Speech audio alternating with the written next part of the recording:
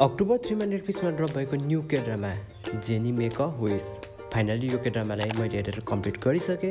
अब यो के ड्रामा हेर्न लायक छ छैन त्यो सब बताउनेछु, त्यसकारण भिडियोलाई थोरै पनि स्किप नगरी कम्प्लिट वाच गर्नुहोला। ड्रामाको लिड रोलमा बाई सुजु, किम हो बिन, नो साङ ब्युन, आन युजिन र कोरियाको ट्यालेन्ट एक्ट्रेस सङ हाई क्योलाई पनि देख्न पाइन्छ। र यो के ड्रामाको डाइरेक्टर आन्जिलु, उहाँले चाहिँ पहिले नै द ग्लोरी जस्तो रिभेन्ज के ड्रामाहरू चाहिँ हामीलाई अलरेडी दिइसक्नु भएको छ। अब ढिलो नगरी के ड्रामाको मेन पोइन्टको कुरा गरौँ।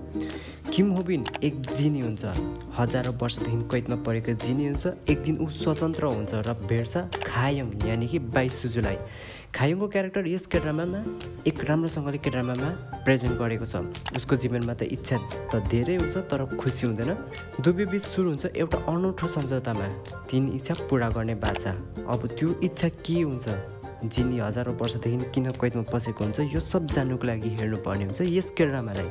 के ड्रामामा जम्मा 13वटा एपिसोड छ। एपिसोडको रन टाइमको कुरा गर्ने हो भने एउटा एपिसोड बराबर 1 घन्टा जतिको छ।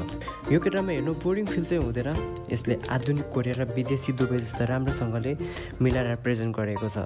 मानव स्वभाव, इच्छा, परिणाम, सरल मनोरञ्जनभन्दा माथि गएर मानवले के चाहन्छ, के चाहँदा खुसी हुन्छ, तेस्रो प्रश्नहरू उठाएको छ। खायोङको क्यारेक्टरलाई लिएर टेन्सनको माहौल बनाउँछ र यो के ड्रामामा सबले राम्रोसँगले एक्टिङ गरेको छ। अझ बाई सुजु र किम हो बिन बिचको केमिस्ट्री अझ दमदार देखाएको छ। सिनेमेटोग्राफिक र म्युजिक पनि राम्रो छ, जसले गर्दा यो के ड्रामालाई अझ बलियो बनाएको छ।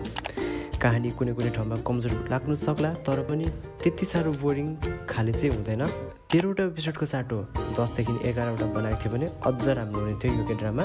तपाईँहरूले यस के ड्रामालाई मजालेसँग टाइम दिन सक्नुहुन्छ र आफ्नो फ्यामिलीसँग पनि यसलाई इन्जोय गर्नु सक्नुहुन्छ। तर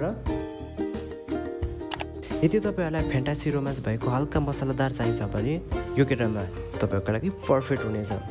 यदि तपाईँहरूले यो के ड्रामालाई अलरेडी हेरिसक्नु भएको छ भने कस्तो लाग्यो कमेन्टमा लेख्न नबिर्सिनुहोला। यस्तो सिरिज मुभीको रिभ्यू चाहनुहुन्छ भने च्यानललाई लाइक, सेयर र सब्सक्राइब गर्नु नबिर्सिनुहोला।